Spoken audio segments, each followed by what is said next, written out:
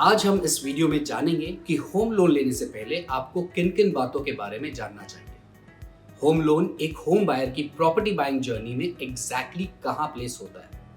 Loan application fill करने से पहले आपको क्या जानना चाहिए, किन किन बातों का ध्यान रखना चाहिए, नेगोशिएशंस किस स्टेज पे हो सकती है। आज हम स्टेप बाय स्टेप इन सारी चीजों को समझेंगे और होम लोन के पूरे रोड मैप को डिस्कस करेंगे। This video will help you save on time and money considerably. Step 1. Finalize the property. There are two types of property that you can buy, ready to move in and under construction. दोनों में loan agreement and loan dispersal stage जो एक final stage होता है वो different होता है. We'll talk about this when we come to it.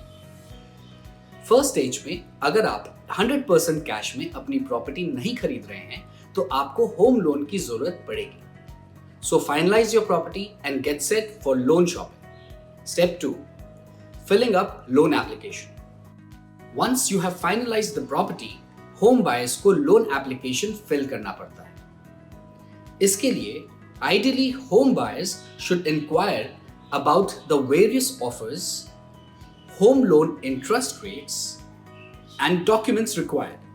और इसी स्टेज पे आप बैंक के साथ प्रोसेसिंग फी भी नेगोशिएट कर सकते हैं। आइए देखते हैं इस स्टेज पे आप लोन के लिए इंक्वायरी कैसे जनरेट कर सकते हैं। इसके लिए you should start comparing interest rates online. This is the easiest way to understand कि किस बैंक से होम लोन लेने में आपका फायदा है। जिस बैंक ने lowest home loan interest rate रखी है उसी को ऑप्ट करने में आपका फायदा है।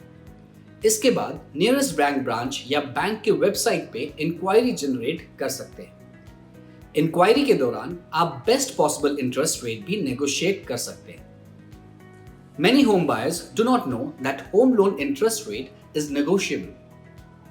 बैंक्स आपके इनकम और अच्छी क्रेडिट हिस्ट्री को देखकर आपको बेस्ट इंटरेस्ट दे सकते हैं। So be aware and ask for it at this stage before it's too late. At this stage, you should also know that an additional expenditure also comes in the form of processing fee, which can be anywhere up to 1% of your loan amount. This is also negotiable, and most banks will agree for anything between 0.25 to 0.5% of the loan amount as the processing fee.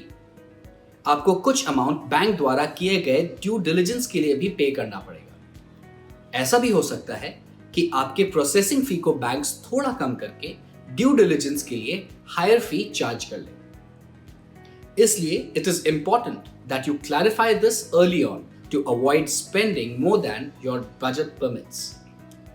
Next आता है documents. Salaried और self employed से अलग अलग documents bank मांगते हैं to access the financial health of the home buyer. कुछ common documents जो सैलरीड और सेल्फ एम्प्लॉयड दोनों से मांगे जाते हैं वो मैं आपको अभी बताऊंगा। आप इन डॉक्यूमेंट्स को रेडी रख सकते हैं और मल्टीपल बैंक्स में होम लोन के लिए अप्लाई भी कर सकते हैं। पर यह याद रहे कि प्रोसेसिंग फीस सिर्फ उस बैंक को दीजिए जहां आपको बेस्ट इंटरेस्ट मिले। The documents required are loan application form completely and duly filled, passport size photographs, identity proof documents such as PAN cards, driving license, passport, voter ID card, etc., residence proof such as electricity or water or telephone bill, ration card, or any other government ID proof that contains your residential address, copy of bank account statement or passbook entries for the past 6 months, signature identification proof from current bankers, statement of personal assets and liabilities. Some documents expected from salaried and self-employed individuals are different and can be seen in this table. This may also change from time to time or depending on the bank. Step 3.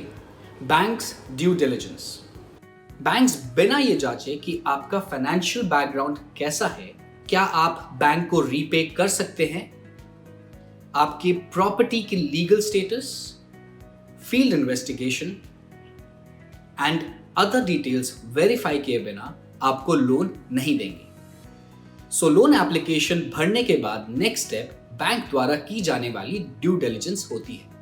आपने जितने भी bank statement submit किए हैं, at this stage all of these are scrutinised. आपके saving transactions, investments, business activity, credit and repayment, bank balance, cheque bounces, ये सभी को अच्छे से परखा जाता है। फॉर एग्जाम्पल, अगर आपके चेक्स रिटर्न हो रहे हों या एक लिमिट से ज्यादा बाउंस हो रहे हों तो आप होम लोन के लिए एलिजिबल नहीं माने जाते। इसके अलावा आपकी बाकी लोन्स और ऑनगोइंग लायबिलिटीज को भी स्टडी किया जाता है। इन सब के बाद आपकी नेट इनकम चेक की जाती है, followed by your credit score, जिसमें आपकी क्रेडिट और रीपेमेंट हिस्ट्री को इन डेप्थ स्टडी किया जाता है। A score of 750 and above indicates a healthy credit score, जिससे कि आपको बैंक से बेस्ट होम लोन इंटरेस्ट मिल सकते हैं। 750 से लोअर क्रेडिट स्कोर होने से आपका सैंक्शन लोन अमाउंट कंपैरेटिवली कम भी हो सकता है, और ऐसा भी कि बैंक्स आपको बेहतर होम लोन इंटरेस्ट ना दे। Not just financial health, banks आपकी पर्सनल डिटेल्स को भी चेक करते हैं, such as residential address and contact details. इसे फील्ड इन्वेस्टिगेशन भी कहते हैं। बैंक्स के रिप्रेजेंटेटिव कंफर्म करने के लिए आपके घर भी आ सकते हैं। इसके बाद आपकी वर्क डिटेल्स, कंपनी या ऑर्गेनाइजेशन की स्टेबिलिटी, आपकी वर्क इंडस्ट्री, इन सब को भी स्क्रूटनाइज किया जाता है। कुछ sectors such as BPO industry में लोन आसानी से नहीं मिलते, और भी कई इंडस्ट्रीज हैं जहां जॉब इंस्टेबिलिटी के चलते या हाई एट्रिशन रेट के कारण लोन मिलने में प्रॉब्लम हो सकती है। ये सभी फैक्टर्स बैंक के रिप्रेजेंटेटिव फिजिकल विजिट्स के बाद डिटरमाइन करते हैं। ना सिर्फ बैंक्स आपकी पर्सनल डिटेल्स को चेक करते हैं, पर आप जिस प्रॉपर्टी में इंटरेस्टेड हैं और जिससे खरीदना चाहते हैं उसकी भी डिटेल्स को स्टडी करते हैं। उस प्रॉपर्टी की कंडीशन, क्वालिटी, इंक्रोचमेंट्स, वैल्यूएशन, ये सभी को चेक किया जाता है। अगर प्रॉपर्टी अंडर कंस्ट्रक्शन हो तो ऐसे प्रॉपर्टी की कंस्ट्रक्शन प्रोग्रेस, क्वालिटी और बिल्डिंग प्लान एंड लेआउट को भी परखा जाता है। इसे टेक्निकल ड्यू डिलिजेंस स्टेज कहते हैं। इसके बाद आता है लीगल ड्यू डिलिजेंस। ओनरशिप और इनकम्बरेंस रिलेटेड सारे चेक्स इस स्टेज पे होते हैं।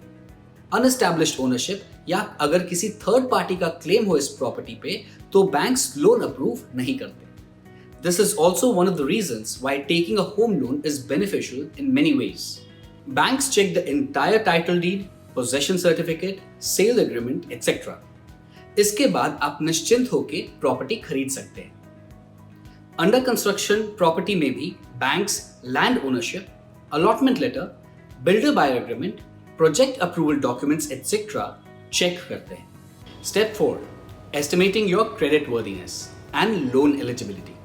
Once banks establish that the property you are interested in is sound and free of legal hassles, it does a deep dive into your credit worthiness. आपके पुराने repayment history को check किया जाता है, ये देखने के लिए कि कहीं आपके डिफॉल्ट्स तो नहीं है। अगर आपकी क्रेडिट हिस्ट्री अच्छी हुई तो you can get a higher loan sanctioned as well. At this stage, banks assess your EMI repayment capacity based on your income and liabilities, if any. For example, Amit has an income of rupees 50,000 per month and a car loan liability of rupees 10,000 per month. Total disposable income Amit की हो जाती है rupees 40,000 per month, और banks मानते हैं कि आप home loan के लिए more than 50% of your disposable income देना अफोर्ड नहीं कर सकते। In this case, therefore, Amit can only spend 20,000 maximum as EMI, and therefore the home loan sanction will be in between 20 to 25 lakhs. It depends on different banks how they assess and calculate your repayment capacity. Watch our comprehensive video on how is home loan eligibility determined to know more about that. In short, loan to value ratio, that is banks more than 80 to 90% of property value नहीं sanction करते हैं, जिसके अलावा आपकी income, age, company, nature of work, ये सभी देखा जाता है to calculate your home loan eligibility. Step 5. Accepting the offer letter.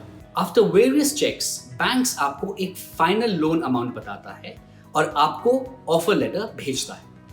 इसके बाद आपको इस ऑफर लेटर को साइन करके फॉर्मली एक्सेप्ट करना होता है। इसके बाद आपको लोन एग्रीमेंट भी साइन करना पड़ता है और फिर बैंक सेलर को डायरेक्टली डीडी हैंड ओवर कर देता है, जिसके बाद आप अपनी प्रॉपर्टी का पोजेशन ले लेते हैं। बैंक्स के लोन ऑफर लेटर में sanction loan amount, rate of interest, whether fixed और वेरिएबल मेंशन होते हैं। Fixed interest rates are higher than variable, but even fixed is not altogether a fixed rate. These could be floating rates as well and could be fixed for a certain period. It totally depends on you whether you choose fixed and floating or variable interest rate.